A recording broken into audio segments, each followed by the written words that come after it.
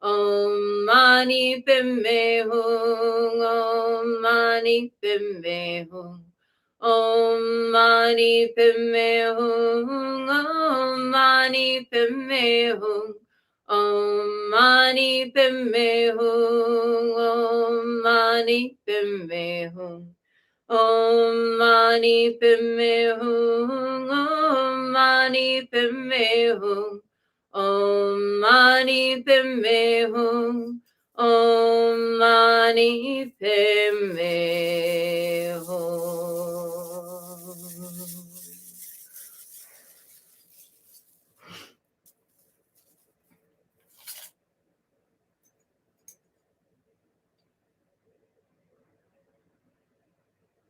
And let's give thanks for our teachers. May all of my blessed teachers enjoy long, happy, healthy, productive lives and great support for their good works. May all beings benefit from their wisdom. May they enjoy a swift and happy rebirth. And long life prayer for Lamadei and Yeshiwangmo. Om Swasti.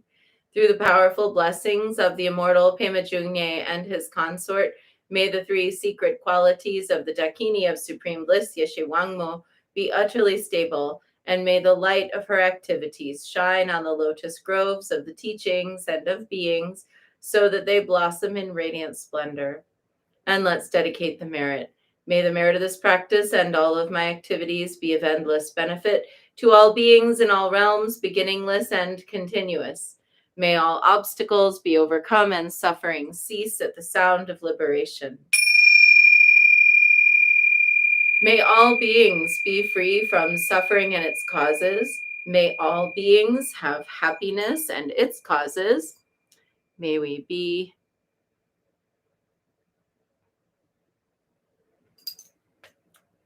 bathed in the light of Guanyin.